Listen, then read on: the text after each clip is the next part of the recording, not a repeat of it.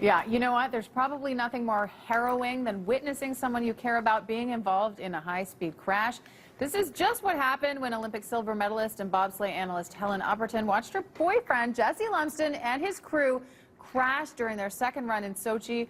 All this while trying to stay composed on national television. Thankfully, Jesse and the rest of the guys were able to walk away from the wreck. The couple back on home soil. They stopped by for a visit this morning. Both of you guys, great friends of Breakfast Television. Thanks for coming by today.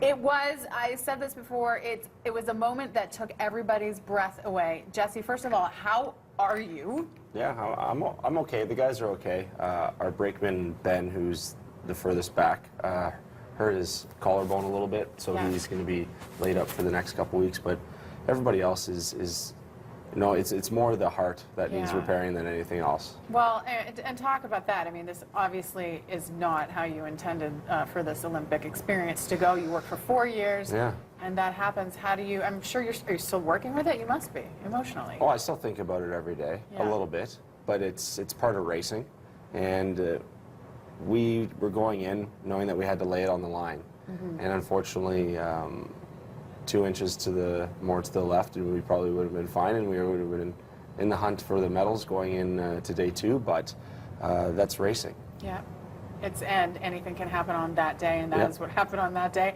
Now, Helen, you were an analyst for the sliding sports in Sochi, and nothing could have prepared you for that. Yeah, it was. It all happened so fast, and you're so invested in the careers and the performance of my former teammates and obviously people I care about a lot. And it happened, and the first thing I did was I covered my mouth and took a big gasp.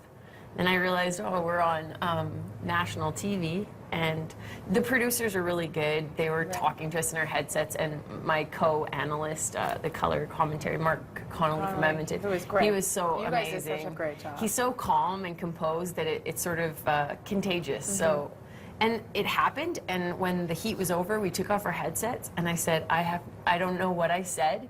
I hope I didn't like swear or say something crazy, and he sort of felt the same. Yeah. So you just kind of do what you can. But I wanted to take my headset off and sprint up to the finish dock and make sure that, I mean, I knew they were physically okay, but like you both said, I mean, it takes longer to heal a heart than a broken bone. So. And so, what kind of advice or wisdom were you able to impart? When were you actually able to connect with one another after that had happened? How long did it take you to see each other? I saw her the next day. Yeah, he called me on the phone and said he was leaving the track to go see the team doctor. They were getting taken out. And I was like, is there anything I can do? Which I knew the answer is no, but you just try to say something. And then I saw him the next day after the third heat when they came back. And they didn't have to come back and do the third heat. They were out of contention. They finished in last place. They did it in parts so that they could end on their own terms, and then also in parts so they could allow their two the backup brakemen who they weren't fully accredited members of the team until that moment. And it was a really great moment. They had they had the fastest push out of all the Canadian teams, and they had a great run. And the joy of the two guys that had been sitting, just moving sleds and doing all the training runs, it was so unbelievable what they did for their teammates. So it was a really cool moment. Yeah, talk more about that, Jesse. What did it mean to you to go back for that third run? It was real important, and actually Lyndon Rush pulled Justin Cripps aside, and Lyndon crashed in Vancouver. And he said, if you're cleared to go, you need to go, because you will regret it for the rest of your life if you don't.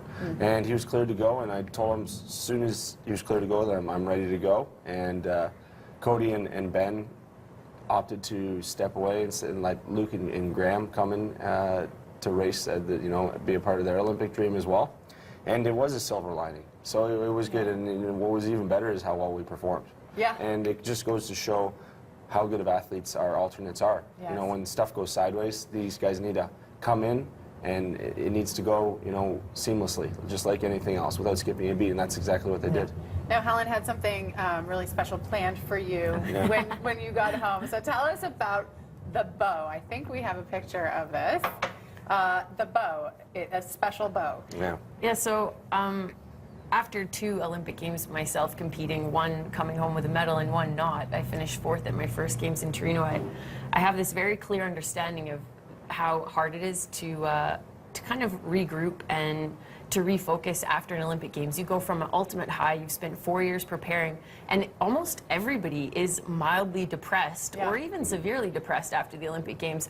You sort of are thinking, what's next, and where do I go from here? And if you won a medal, you think, I don't know if anything in my life will ever be better than this. And if you don't, you think, is it worth 4 more years for an unknown outcome again? And it's really good to keep yourself busy. And Jesse's very passionate about hunting and bow hunting, and he practices a lot and sort of studies the art of it. And he's been stalking this website from these Latvian bow makers, and he's been doing this forever, like almost a year now. And the bow it's well out of my price range, but fortunately we have, and Jesse has incredible friends and family. So I basically reached out to everybody that I could and asked them if they all wanted to participate in getting him a little bit of a cheer up present and some way to keep him busy. Yeah. And the guys in Latvia, the bows weren't even for sale yet. I told them the story. They said it would be an honor. They're so awesome. It's John Neiman Tools. The website's unbelievable. They have all these videos. It's like a kind of a family sort of legacy. They've been doing it for a long time. Well, yeah, and the guy came from filmmaking. They originally started, he started making hand tools because he wanted to build his own house with the tools that he made. Oh, here we have And it up there's the here. picture of the bow. So what it is a traditional modern longbow. It's 66 inches, and it's made out of African wedgewood and the Canadian maple, which is kind of a neat touch. And on the handle there, it's a bone handle with my initials in the Olympic ring. So it's very, very personal. It's very, very special. And for a lot of archers who shoot modern equipment now, compound bows and such, whether they're hunting or target shooting, like to try to go back in time and use traditional equipment. And it's very, very different, and it's very, very difficult to be good at it, and it requires an immense amount of practice and patience and time. But I'm very excited to. He was speechless.